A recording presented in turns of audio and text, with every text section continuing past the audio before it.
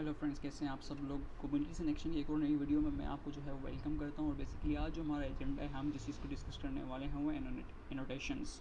इससे पहले हमने ये देखा कि रिपोर्ट्स किस तरीके से बनाए जाते हैं और पोर्ट्स के साथ जुड़े हुए तमाम कॉन्सेप्ट्स को हमने देखा कि पोर्ट्स की लेबलिंग किस तरह से की जाती है। एक चलते हुए पोर्ट के अंदर हम किस तरीके से लेबलिंग कर सकते हैं, देन हम उनको फ़िल्टर किस तरह से कर सकते हैं।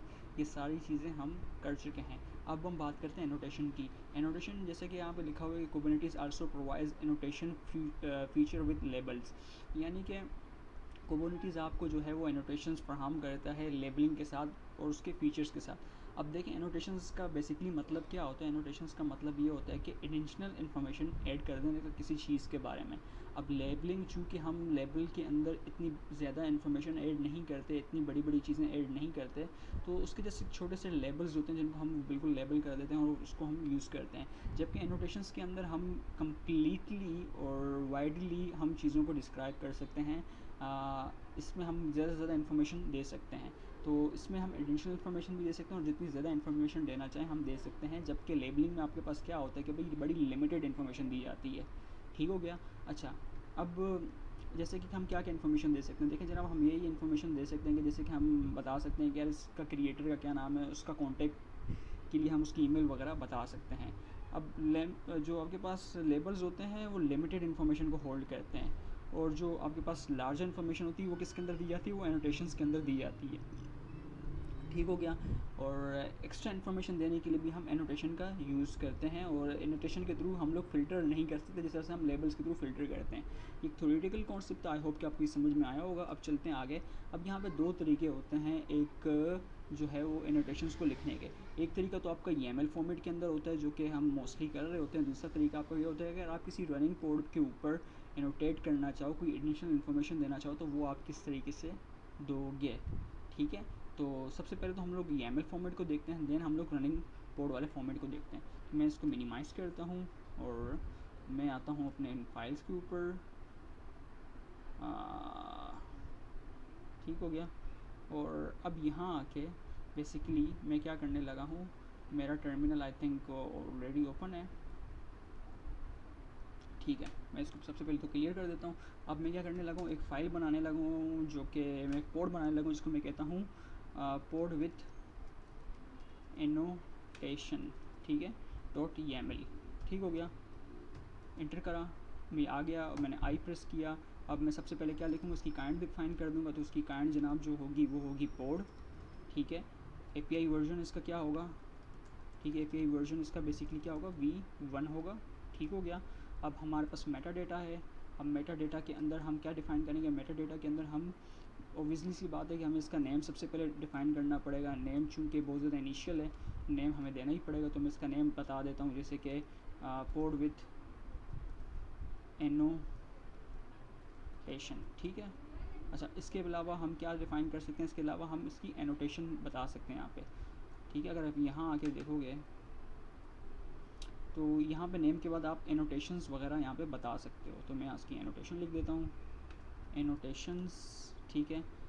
ठीक है। और इसके अलावा अब एनोटेशन के अंदर मैं अब कितने, 2 स्पेसेस मुझे उसके देने हैं। ठीक है, 2 स्पेसेस मुझे इसके देने हैं। ठीक हो गया। तो यस, बिल्कुल परफेक्ट है। ठीक है। अब हम इसके ऊपर जिससे चीज़ें बता सकते हैं और इसके अंदर एडिशनल इन्फॉर्मेशन दे सकते हैं। जैसे कि मैं इसको बता रहा हूँ क्रिएटेड बाय, किसके थ्रू लिखा गया है। ठीक है, जनाब ये शर्जील के थ्रू लिखा गया है। ठीक है। इसकी ईमेल क्या है, अगर मुस्तकबिल में कोई बंदा इससे कांटेक्ट करना चाहे तो वो किस तरीके से कांटेक्ट करेगा। ठीक है। तो यहाँ मैं इसकी ईमेल भी बता सकता हूँ इन्वर्टेड कॉमास के अंदर। ठीक है, या कोटेशन के अंदर, MOQRABKHANG@gmail.com। ठीक हो गया। अब चूँकि ये पार्ट कंप्लीट हो चुका, मैं यहाँ से बाहर आऊँगा। अब मैं बिल्कुल सिंपली वही काम करूँगा, मैं स्पेक करूँगा, स्पेसिफिकेशन बता दूँगा। स्पेसिफिकेशन के अंदर 2 स्पेसेस के बाद मैं यहाँ पे उसके कंटेनर्स बता दूँगा। ठीक है। कंटेनर्स बताने के बाद जो है वो अब मैं उसका नेम बताऊँगा। ठीक है। उसका नाम क्या होगा जनाब, उसका नाम जैसे कि मैं कह देता हूँ कंटेनर 1। ठीक है। उसकी इमेज बता दूँगा। ठीक है, कि कौन सी इमेज आ रही है। फ़िलहाल मैं nginx की इमेज इस्तेमाल करूँ जो डॉकर हब से मेरे लिए फेच होके आ जाएगी। देन मैं पोर्ट्स बता देता हूँ। ठीक है। तो पोर्ट्स हो गया। अब पोर्ट्स में मैं मतलब 4 स्पेसेस के बाद दोबारा पोर्ट्स को इस्तेमाल कर दूँगा। 2 स्पेसेस मुझे वहाँ से देना, तो 6 स्पेसेस के बाद बल्कि। तो यहाँ पे मैं उसका पोर्ट बता दूँगा। तो पोर्ट में मैं क्या लिख सकता हूँ कि कंटेनर की पोर्ट बता दूँगा। कंटेनर की जो पोर्ट होगी वो होगी मेरे पास 80। अब देखें ये आपके पास YAML फॉर्मेट होती है। YAML फॉर्मेट क्या होती है ये मैं ऑलरेडी आपको बता चुका हूँ, मैं दोबारा इसको डिफ़ाइन करने में नहीं जाऊँगा, ठीक है। ये मैंने इसकी बेसिक लिख दी। अब मैंने सिर्फ इसमें आपको क्या डिफ़ाइन करना है यहाँ पे, एनोटेशन। एनोटेशन के अंदर मेरे पास 2 चीज़ें यहाँ पे मैंने फ़िलहाल बता दी, क्रिएटेड बाय और ईमेल बाय, ठीक है। अब बाहर आ जाते हैं इससे। सबसे पहले मैं स्केप करता हूँ। स्केप करने के बाद कंट्रोल शिफ्ट प्लस कॉलन, फिर W for right, Q for quit, और राइट। अब मैं क्या करने लगा हूँ, मैं फ़ाइल बना देता हूँ। तो उसके लिए मैं लिखता हूँ उसको kubectl। अच्छा, क्रिएट करो फाइल को। कौन सी फाइल को? कोड विथ एनोटेशन को, ठीक हो गया। .yaml, ठीक है। अच्छा ये कह रहा है कि ये एग्जिस्ट नहीं करती, तो मैं सिंपली इसको ये कर देता हूँ, ठीक है। अच्छा, डज़ नॉट एग्जिस्ट, अच्छा इसको ये मिल नहीं रहा है यहाँ पे। और सब पर मैं काम ये कर देता हूँ कि मैं दोबारा आता हूँ यहाँ पे kubectl WITH एनोटेशन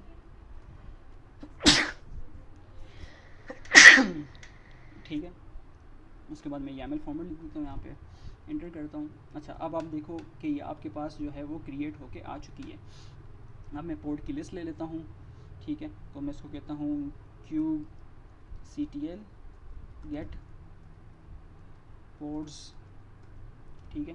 तो आप देखोगे कि मेरे पास ये यहाँ पे बन के आ चुका है, पोर्ट विथ एनोटेशन वाली बन के आ चुकी, जिसकी एज जो है वो 15 सेकेंड बिफोर है, ठीक है। अब मैं बेसिकली क्या कर सकता हूँ, मैं इस चीज़ को गेट कर सकता हूँ। अब मैं इसके लिए कमांड लिख देता हूँ kubectl डिस्क्राइब पोर्ट, और पोर्ट का नाम मैं दे देता हूँ पोर्ट विथ एनोटेशन, ठीक है। पोर्ट विथ एनोटेशन इंटर करता हूँ। तो आप देखोगे कि यहाँ पे हमारे पास ये सारा कोड, सारी उसकी डिटेल्स वगैरह लिख के आ चुकी है। अब अगर मैं थोड़ा आपको यहाँ दिखा दूँ, तो जैसे कि यहाँ पे आपके पास एनोटेशन के अंदर ये बताया जा रहा है कि इसको किसने बनाया गया है, और इसके बारे में जो है वो एडिशनल इन्फॉर्मेशन भी यहाँ पे शो हो रही है। तो ये तरीका तो बेसिकली ये था कि आप किस तरीके से जो है वो YAML फॉर्मेट के अंदर इस चीज़ को ले सकते हो, ठीक है। अब सपोज़ करते हैं कि मेरे पास ये कंटेनर नोट्स माई पोर्ट जो है ये रनिंग चल रहा है। अब अगर मैं इसको चेंज करना चाहूँ, इसके अंदर कोई एडिशन पोर्ट एनोटेशन देना चाहूँ, तो मैं किससे दूंगा? उसके लिए सिंपल सी कमांड है आपके पास, kubectl एनोटेट पोर्ट आ जाएगा। उसके बाद उसका पोर्ट का नाम आ जाएगा। उसके बाद आप जो है वो उसकी एनोटेशन वगैरह इस तरीके से दे सकते हो। तो चलें करके देखते हैं kubectl, ठीक है ना। kubectl करने के बाद आपको एनोटेट लिख देना है। एनोटेट लिखने के बाद आपने पोर्ट को एनोटेट करना है, तो आप यहाँ पे पोर्ट लिख दोगे। उसके बाद आप पोर्ट का नाम लिखोगे माई पोर्ट लिखने के बाद आपने बेसिकली क्या करना है, आपने डिस्क्रिप्शन वगैरह लिखनी है। तो मैं इसको बता देता हूँ कि यार किसने क्रिएट की। मैं इसको लेता हूँ क्रिएटेड करने के बाद मैं इसको इक्वल का साइन दे देता हूँ, और उसके बाद इसके अंदर मैं इसका नाम बता देता हूँ कि भाई ये जो है वो शर्जील ने बनाई है, ठीक है। ये करने के बाद सिंपली जो है वो मैं इसको इंटर मारता हूँ। अच्छा, ये किसने कहा कि भाई आपको जो कोड है वो एनोटेड हो चुका है। अब अगर मैं चाहूँ तो इसको YAML फॉर्मेट के थ्रू भी चेक कर सकता हूँ, और मैं इसको उस फॉर्मेट के थ्रू भी चेक कर सकता हूँ, ठीक है। चले मैं काम कर देता हूँ, मैं इसको YAML फॉर्मेट के थ्रू चेक कर देता हूँ। मैं लिखता हूँ kubectl गेट, उसके बाद मैं इसका नाम दे देता हूँ, इसका नाम है माई पोर्ट करने के बाद -o के बाद मुझे जो है उसकी फॉर्मेट चाहिए, जिस फॉर्मेट मुझे चाहिए।